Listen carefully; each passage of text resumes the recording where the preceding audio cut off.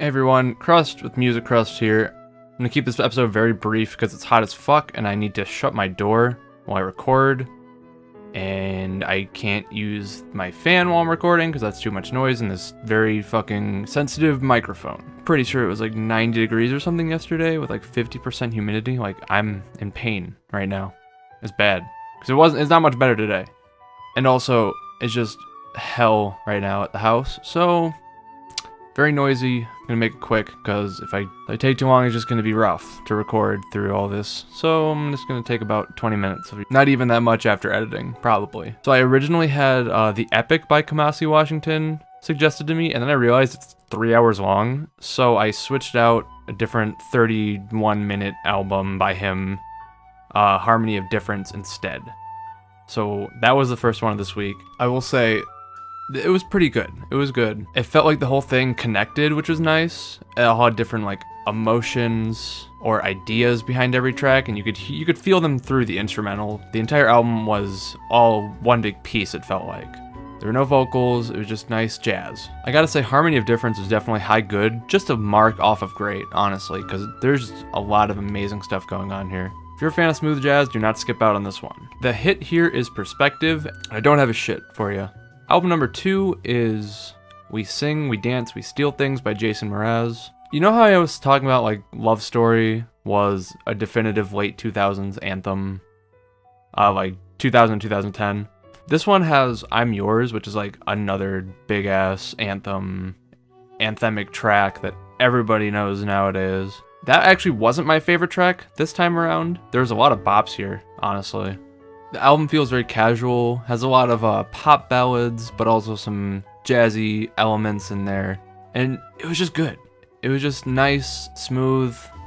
Even though a lot of the latter half of the tracks felt a bit lackluster, it started out great, it had a good middle. I just feel like it could have ended on a better note, basically. That doesn't change the fact that this album has a lot of bops. And even if some of the later tracks on the album were kind of lame, A Beautiful Mess was a good closer, at least. I will say that. And the weaker stuff isn't terrible. I wouldn't say any of the tracks here are bad. So that's a plus. The hit is Lucky, and the shit is Dynamo of Volition. I honestly forgot the track Lucky even existed, because I'm Yours just overshadowed it pretty hard, but it had a bit of a popularity when that album came out a decade ago. It's a good track. Colby Calais and Jason work very well here together. And the Dynamo of Volition just kind of was super cringy, and that's why I didn't like it. Like, the instrumentals were okay, but lyrically, it was kind of rough to listen to, I guess. Definitely gotta give We Sing, We Dance, We Steal Things a good. For Crying Out Loud by Kasabian was our third album of the week. And this is actually a band that I don't even know. Like, I had no idea coming in. I guess the same thing with Kamasi Washington, but I'm not quite sure how to write my opinions for this album. It feels a bit repetitive, and a lot of the tracks are a bit underwhelming at points. Especially the vocals, they're just not my thing. The highs are quite enjoyable though, but at the same time the album has me quite split. So I'm not sure exactly how to put into words exactly how I feel about this one. I want to say it's decent, but it feels pretty formulaic and bland at the very worst of times, which are quite few and far between, but it should be mentioned. And most of my gripes are in the earlier half of the album. I would say it's about a high-ish okay. That's what I'd be comfortable giving it.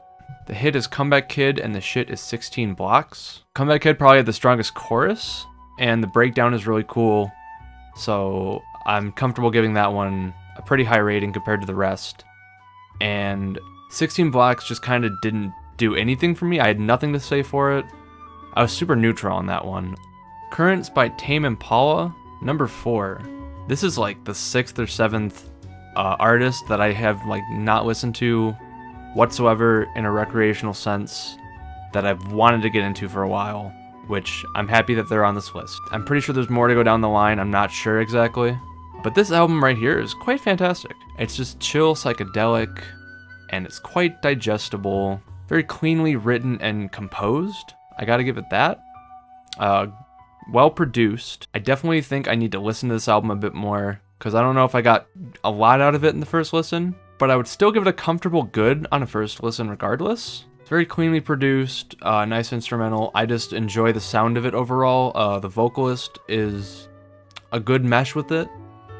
I believe actually, I don't think this is a band. I think this is one of those one-person acts, kind of like Owl City, with just an alias. I'm not sure, but it's good. So I'll just say it's good. I gotta do my homework though.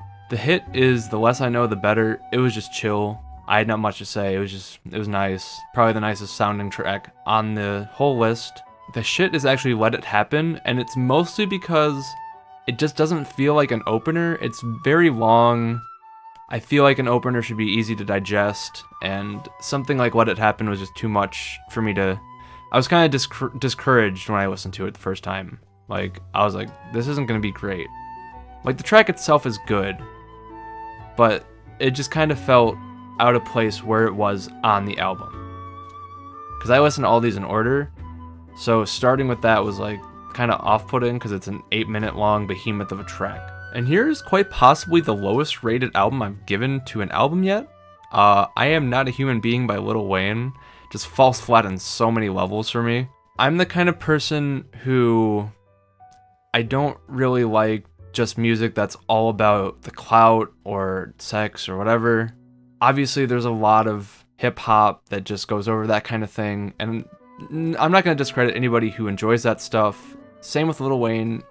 Like, there's a lot of good production here. The beats are nice. I also don't really care for his voice, so that's another kind of negative for me.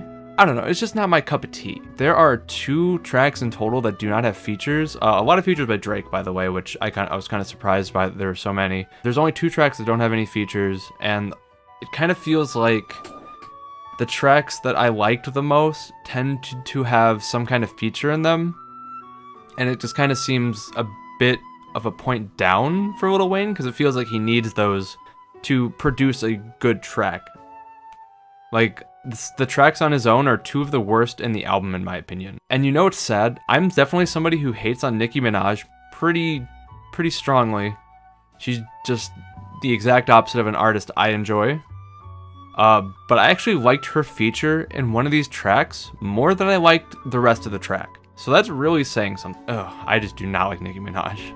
Like, she was featured on a hook, and it was a great hook, but the rest of the track, like all the verses in that track, were just meh. They're just not great. A lot of the tracks feel very sleazy and just like a poor representation of a human being, which I guess Lil Wayne is not trying to represent a good human being here, so he did that pretty well. I'll give him a point there. But the album to me is a meh approaching bad. I'm pretty sure the worst album that I've given my opinion on so far. And I'm sure plenty of people love this one. I mean, somebody had to recommend it to me, but I'm just not one of those people, so. This is the first album where I'm not comfortable giving a hit. There's a couple okay tracks here. There's some that are really close to a good, but just fell flat for other reasons that I just couldn't get into. But the shit, out of all the tracks here, the shit is I'm Single.